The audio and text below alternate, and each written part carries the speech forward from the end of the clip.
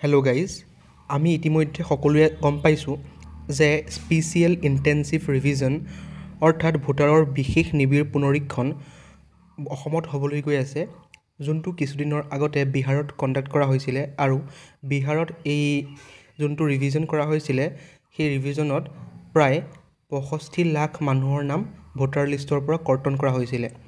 সেই ভোটাৰ লিষ্টৰ পৰা কৰ্তন কৰাৰ কাৰণবোৰ তলত কিছুমান ডকুমেণ্ট ইয়াত মেনশ্যন কৰা হৈছে। সেই ডকুমেণ্টবোৰ নথকাৰ বাবে বিহাৰৰ প্ৰায় 65 লাখ মানুহৰ নাম ভোটাৰ লিষ্টৰ পৰা কৰ্তন কৰা হৈছিলে। গতিকে আজি মই ইয়াৰ মাজৰ পৰা এখন অত্যন্ত ইম্পৰ্টেণ্ট ডকুমেণ্ট, যোনটো 2005 অৰ্থাৎ 2005 চনৰ যোনখন ভোটাৰ লিষ্ট কেনেকৈ আপোনালোকে ডাউনলোড কৰিব সেইটোৰ বিষয়ে ক'বলৈ গৈ আছোঁ।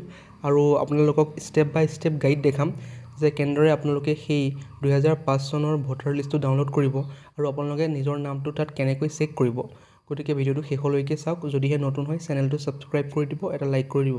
গতিকে আহক আমি ভিডিঅ'টো আৰম্ভ কৰোঁ আৰু চাওঁ কেনেকৈ আপোনালোকে 2005 চনৰ সেই ভোটাৰ লিষ্টটো ডাউনলোড কৰিব পাৰিব। সেইটো দেখুওৱাৰ আগতে আপোনালোকক মই কৈ দিওঁ যে কি ডকুমেণ্টছ আপোনালোকক লাগিব।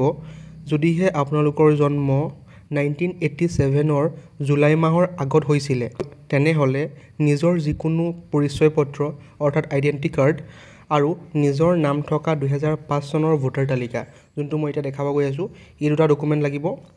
তাৰপিছত ছেকেণ্ড অপশ্যনটো হ'ল যে 1987 চনৰ জুলাই মাহৰ পৰা 2002 চনৰ ডিচেম্বৰৰ ভিতৰত জন্মগ্ৰহণ কৰা ভোটাৰৰ বাবে কি লাগিব।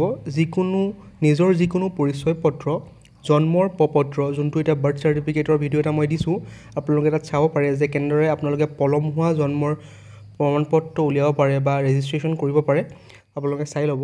আৰু 3 নম্বৰটো হ'ল যে পিতৃ বা মাতৃৰ পৰিচয় পত্ৰ, নিজৰ অথবা পিতৃ মাতৃৰ নাম থকা 2005 চনৰ ভোটাৰ তালিকা।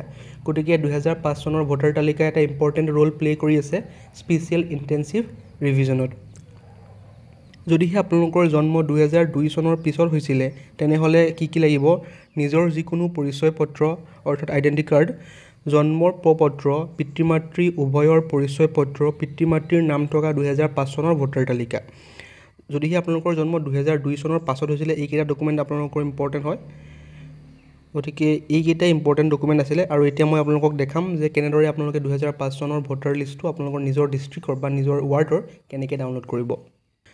আপোনালোকে ভোটাৰ লিষ্টটো ডাউনলোড কৰিবৰ কাৰণে ডাইৰেক্ট গুগল ক্ৰমত আহি যোনটো দেখিছে ceo.assam.nic.in/2005 এইটো মাৰি দিলেই আপোনালোকৰ যোনটো প্ৰথমৰ লিংকটো আহিব, চিফ ইলেক্টৰেল অফিচাৰ আছাম, ধুনীয়াকৈ আপোনাৰ ইয়াত লিংকটো আহি যাব। যোনটো ফাৰ্ষ্ট লিংক হ'ব তাতে আপোনালোকে ক্লিক কৰি দিব।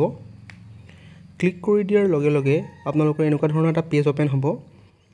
এই পেজটোৰ তলত আপোনালোকে চাব পাৰিব যে ডিষ্ট্ৰিক্ট ছিলেক্ট কৰিব লাগিব, আপোনালোকৰ কোনখন ডিষ্ট্ৰিক্টৰ হয়। প্ৰথমতে আপোনালোকে ডিষ্ট্ৰিক্টটো ছিলেক্ট কৰিব লাগিব। ডিষ্ট্ৰিক্টটো ছিলেক্ট কৰাৰ পাছত আপোনালোকৰ এছেম্বলি কনষ্টিটুৱেঞ্চি যোনটো হয় আপোনালোকৰ নিজৰ, সেইটো ইয়াত ছিলেক্ট কৰিব লাগিব। ছিলেক্ট কৰাৰ পাছত আপোনালোকে ইয়াত চাৰ্চ কৰিব পাৰিব আপোনালোকৰ যোনটো ভোট দিয়া কেন্দ্ৰ, সেইটোৰ নামটো ছিলেক্ট কৰিব পাৰিব। আৰু সেই নামটো ছিলেক্ট কৰাৰ লগে লগে আপোনালোকৰ এনেকৈ ধৰণৰ তলত নামবোৰ আহি যাব। দেখিছে ইয়াত আহিছে কান্দুলিমাৰী LP, এনেকৈ আপোনালোকৰ সকলোবোৰ নাম আহি যাব। আপোনালোকৰ ৱেষ্ট ছাইড হয় নে ইষ্ট ছাইড হয়, সকলোবোৰ আহি যাব। ইয়াত আপোনালোকে খালি চিম্পলি আপোনালোকে ভিউ PDF যোনটো অপশ্যন আছে সেইটো ক্লিক কৰিব লাগিব। ভিউ PDFটো ক্লিক কৰাৰ লগে লগে এনেকুৱা ধৰণৰ এটা ইণ্টাৰফেচ আহি যাব। যদি আপোনালোকৰ অট'মেটিক ছিলেক্ট কৰা আছে, ডাউনলোড হৈ যাব। মোৰ ছিলেক্ট কৰা নাই কাৰণে SD কাৰ্ডত আহি গৈছে। তাৰপিছত আপোনালোকে ডাউনলোড অপশ্যনটো ক্লিক কৰি দিব। গতিকে মোৰ ডাউনলোড হোৱা ষ্টাৰ্ট হৈ গ'ল আৰু কমপ্লিটো হৈ গ'ল। আপোনালোকে এতিয়া অ'পেন কৰি দেখাই আছোঁ কেনেকৈ ধৰণে আপোনালোকে চাব পাৰে নিজৰ নামবোৰ। এইখনেই হ'ল সেইখন ভোটাৰ লিষ্ট বা 2005 চনৰ ভোটাৰ লিষ্ট। আপোনালোকে ইয়াত ধুনীয়াকৈ আপোনালোকৰ সকলোবোৰ চাব পাৰে, কি অন্তৰ্গত বা আপোনালোকৰ থানা, গাঁৱৰ নাম, মহকুমা, জিলা সকলোবোৰ থাকিব। আৰু ইয়াত আপোনালোকে ধুনীয়াকৈ নিজৰ নামটো চাব পাৰে। ইয়াত ঘৰৰ নাম্বাৰো থাকিব, আপোনালোকৰ পিতাৰ নাম থাকিব, বয়স থাকিব, সকলোবোৰ মিলাই কৰি আপোনালোকে চাব পাৰে আপোনালোকৰ নাম সেই নিৰ্দিষ্ট ভোটাৰ লিষ্টত আছেনে নাই। অৰ্থাৎ 2005 চনৰ যোনটো ভোটাৰ লিষ্ট তাত আপোনাৰ নিজৰ নামটো আছেনে নাই। গতিকে আপোনালোকে এইটো ডাউনলোড কৰি এটা PDF বা প্ৰিণ্ট আউট কৰি ৰাখি দিব, যিহেতু স্পেচিয়েল ইণ্টেনচিভ ৰিভিজনত আপোনালোকৰ এইটো এটা প্ৰয়োজনীয় ডকুমেণ্ট হয়। গতিকে এইটো আছিল এটা ইনফৰ্মেটিভ ভিডিঅ' সকলোৰে বাবে, যিহেতু এইটো হ'বলৈ গৈ আছে। গতিকে সকলোৱে এই PDF ডাউনলোড কৰি প্ৰিণ্ট আউট কৰি ঘৰত ৰাখি দিব। আৰু আপোনালোকে এই যোনটো SIR সময়ত প্ৰডিউচ কৰিব পাৰিব বা দেখাব পাৰিব। Thank U.